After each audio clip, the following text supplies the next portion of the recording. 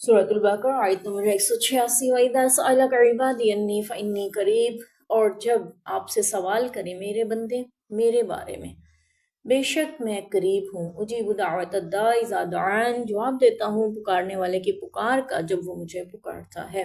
फस्तजीबु फलियस्तजीबु ली वलियुमिनु B, बस चाहिए कि वो कबूल करें मेरे हुक्म को और ईमान लाएं मेरे साथ। लअल्लहुम यरशुदून, ताकि वो भलाई पाएं, ताकि वो हिदायत पाएं। रमज़ानुल मुबारक का मज़मून चलते हुए बीच में अल्लाह ताला ने दुआ के बारे में ज़िक्र किया। आपसे मेरे बंदे मेरे बारे में सवाल करते हैं। नबी पाक सल्लल्लाहु अलैहि वसल्लम से सहाबा इकराम ये सवाल कर रहे थे, अल्लाह के रसूल, हमारा रब जो अर्श मुअल्ला पर मुस्तवी है, उसे हम ऊंची आवाज़ से पुकारें या आहिस्ता आवाज़ से पुकारें, तो कैसे पुकारा जाए? तो अल्लाह ताला ने पुकारने के आदाब बताए। पहले और बहुत सी आयात में भी इसका मज़मून जिक्र किया। यहाँ पे अल्लाह ने फरमाया, आपसे मेरे बारे में मेरे बंदे सवाल करते हैं, आप उन्हें बता दीजिए। अल्लाह ने ये जुमला भी बीच में नहीं शामिल किया, बल्कि फरमाया फ़इन्नी करीब, बेशक मैं करीब हूँ। यहाँ से उलमा इकराम ये बयान करते हैं कि अल्लाह ताला ने अपने और अपने बंदे के दरमियान किसी दूसरे को ज़रिया या वसीला या पर्दा या ओट नहीं बनाया, बल्कि सीधा फरमाया फ़इन्नी करीब, बेशक मैं तो करीब हूँ। अब करीब कितना करीब है, कुरान पाक की आयत में ही अल्लाह ने जिक्र फरमा दिया। एक और जगह पे इरशाद फरमा दिया, नहनु अक़रबु इलैहि मिन हब्लिल वरीद, हम तो तेरी शरग से भी ज़्यादा करीब हैं।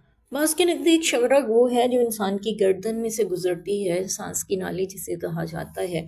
वो कट जाए तो इंसान मर जाता है, लेकिन असल में शरग दिल की बड़ी नाली को कहा जाता है, जो पूरे बदन को खून पहुंचाती है। और दोनों आयतें भी ली जा सकती हैं। अगर देखा जाए तो शरग से करीब होने से क्या मुराद है, तो इससे मुराद ये ली जाती है कि तुम्हारे दिल की बात जुबान पर बाद में आती है, तुम्हारे रब को पहले पता होती है। और यहाँ पे हमें ये भी पता चला कि हम जो बीच में वसीले ज़रिए ढूंढने चल पड़ते हैं, उसका भी मसला हल हो गया कि ज़रिया हमें कहा जाता है कि छत पे जाना हो सीढ़ी लगानी पड़ती है, बादशाह से मिलना हो तो उमरा वज़रा से पहले मिलना पड़ता है। तो यहाँ पे पता चला कि वज़ीर जो होता है, बादशाह जो होता है, वो हमारे हाल से बेखबर होता है, जबकि अल्लाह ताला ने फरमाया हम तो तेरे दिलों के हाल को भी जानते हैं, तुम जुबान पे बात ना भी लाओ तब भी जानते हैं। और फिर ये भी कि छत ज़ाहिरी सी बात है, हमसे दूर और फासले पे होती है, इसलिए सीढ़ी लगाना पड़ती है, लेकिन जो करीब है उसके लिए कोई सीढ़ी क्यों लगाए और उसके वसीले और जरिए क्यों ढूंढे उस तक पहुंचने के? उसके लिए अल्लाह ने यहाँ पे बीच में यही भी जुमला ने इरशाद फरमाया कि ए नबी आप फरमा दीजिए मैं करीब हूँ, बल्कि खुद फरमाया फ़इन्नी करीब। यहाँ से कहा जाता है अल्लाह ने अपने नबी को भी वसीला बीच में नहीं रखा, बल्कि खुद इरशाद फरमाया कि बेशक मैं करीब हूँ। अब ज़मीन पे चलने के लिए कोई सीढ़ी लगाए तो क्या अक्लमंद कहलाएगा? तो ज़ाहिरी सी बात है, अल्लाह ताला भी हमें बता रहे मैं करीब हूँ, और इतना करीब हूँ कि तुम्हारी शरग से भी ज़्यादा करीब हूँ। तुम्हारे दिलों के राज भी जानता हूँ, तुम्हारे ज़ुबान पे आने वाली बात भी जानता हूँ, तुम्हारे जहन में उठने वाले ख्यालात को भी जानता हूँ, तुम्हें तुमसे ज़्यादा जानता हूँ, इतना करीब हूँ। अब जो इतना करीब है, उसके लिए वसीले ढूंढना कौन सी अक्लमंदी है? उसके लिए दूसरों को ज़रिया बनाना कहाँ का असूल है? और अगर ऐसा होता, दूसरों को वसीला ज़रिया बीच में बनाना अल्लाह की तरफ से जायज़ होता, तो अल्लाह ताला खुद इसकी तलकीन फरमा देते, हुक्म देते थे, नबी पाक सल्लल्लाहु अलैहि वसल्लम इरशाद फरमा देते। जबकि नबी पाक सल्लल्लाहु अलैहि वसल्लम की दुआएं देख लें और कुरानी दुआएं देख लें, किसी एक दुआ में भी अल्लाह ने किसी भी नबी का, किसी भी पैगम्बर वली का वसीला जिक्र नहीं किया। कुरान में कितनी दुआएं, रब्बना आतिना रब्बना ज़लमना, बेशुमार दुआएं हम कुरान से पढ़ते हैं।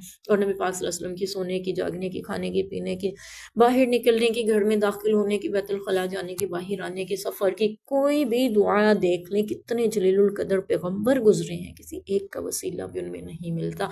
तो अगर होता दुआ में वसीला पेश करना किसी शख्सियत का, तो यकीनन हमें शरीयत से उसका सबूत ज़रूर मिलता, किसी दुआ में नबी पाक की ये बात ज़रूर मिलती। लेकिन यहाँ पे अल्लाह ने फरमाया फ़इन्नी करीब, बेशक मैं करीब हूँ, उजीबु दावत दाई इज़ा दान, दुआ करने वाले की दुआ का जवाब देता हूँ जब वो उसे दुआ करता है।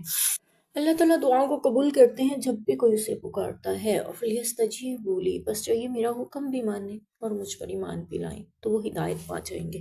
اللہ پر ایمان اور اللہ کے احکامات کی تکمیل، یہ انسان کی دعاؤں کو قبول کروانے کا سبب بنتی ہے. دعا کی قبولیت کی بہت سی شرائط ہیں، جن میں ایک شرط رزق حلال بھی ہے، اللہ پہ ایمان بھی ہے، اور بھی بہت سی شرائط اس میں شامل ہیں. پہلے ہم یہاں پہ بات کر لیتے ہیں کہ اللہ تعالیٰ دعاؤں کو قبول کرتے ہیں. حدیث پاک میں آتا ہے کہ دعا مانگتے رہو. حدیث پاک کا مفہوم ہے اس سے پہلے کہ ایسا وقت آ جائے، یعنی قیامت آ جائے یا سورج مغرب سے نکلے، تم دعا مانگتے رہو. دعا مانگنے سے کبھی مت رکو. یہ مت کہو کہ میں جو مانگ رہا ہوں مجھے ملتا نہیں ہے یا میں تھک گیا ہوں. اللہ تعالیٰ کے ہاں دعا کی قبولیت کے مختلف درجے ہیں. پہلا درجہ یہ ہے کہ انسان جو مانگ رہا ہو اس کو وہی عطا ہو جائے تو وہ ہمیں لگتا ہے کہ ہماری دعا قبول ہوئی، یا پھر اس سے بہتر مل جائے تب ہمیں لگتا ہے کہ ہاں میری دعا تو بہتر انداز سے قبول ہوئی. لیکن کبھی کبھار ایسا ہوتا ہے کہ اللہ تعالیٰ اس دعا کی برکت سے وہی عطا کر دیتے ہیں جو آپ مانگ رہے ہیں، یا اس سے بہتر دے دیتے ہیں. دوسری صورت دعا کی قبولیت کی اللہ کے ہاں یہ ہے کہ اللہ تعالیٰ اس دعا کی برکت سے آپ کے اوپر آنے والی مشکلات، پریشانی کو ٹال دیتے ہیں. اور تیسری صورت دعا کی قبولیت کی یہ ہے کہ اللہ تعالیٰ اس دعا کو، اگر آپ کے اوپر آپ کو وہ بھی نہیں ملا جو آپ مانگ رہے تھے، اس سے بہتر بھی نہیں دیا گیا، اور آنے والی کوئی مصیبت بھی نہیں تھی جو اس دعا کی برکت سے ٹالی جاتی، پھر اس دعا کو اللہ نے قبول کیا تو کیا کیا یا کیسے کیا، اس کے بارے میں آتا ہے. پھر اللہ تعالیٰ اس دعا کو ذخیرہ آخرت بنا دیتے ہیں. جب قیامت کے دن بندہ جائے گا تو نیکیوں کے انبار دیکھے گا، وہ کہے گا یا اللہ اتنا اجر، میں نے تو اتنی نیکیاں نہیں کی ہوئی. تو اللہ تعالیٰ فرمائیں گے یہ تمہاری وہ دعائیں ہیں جو دنیا میں پوری نہ ہو سکیں، میں نے قبول کی اور آج ان سب کا اجر تمہیں دیتا ہوں. تو بندہ اس وقت خواہش کرے گا کاش دنیا میں اس کی کوئی دعا قبول یعنی پوری نہ ہوئی ہوتی، سب کا اجر آج مل جاتا.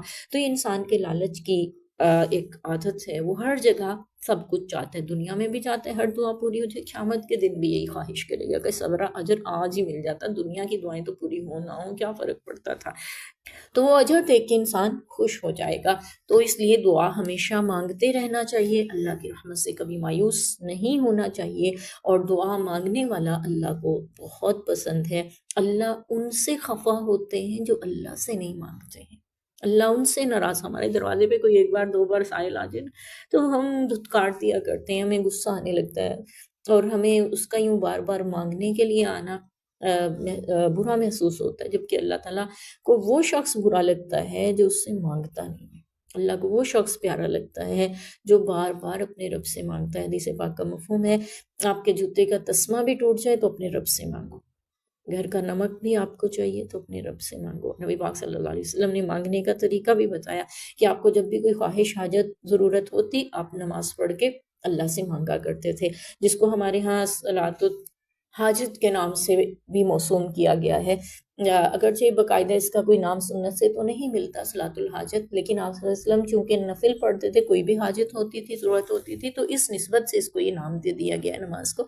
تو کوئی بھی ضرورت ہو آپ اللہ سے نفل پڑھ کے مانگیں، اور قبولیت کی دعا کے اوقات میں مانگے، جیسا کہ بارش کے وقت دعا قبول ہوتی ہے، اذان کے وقت قبول ہوتی ہے، اذان سے اقامت کے درمیان قبول ہوتی ہے، اور اسی طرح تہجد کے وقت قبول ہوتی ہے، ہر فرض نماز کے بعد قبول ہوتی ہے، والد کی اولاد کے حق میں قبول ہوتی ہے، اور مظلوم کی دعا قبول ہوتی ہے، بیمار کی دعا قبول ہوتی ہے. اللہ تعالیٰ ہمیں خود سے دعائیں مانگتے رہنے کی توفیق دے اور قبول فرماتے رہنے کی توفیق دے.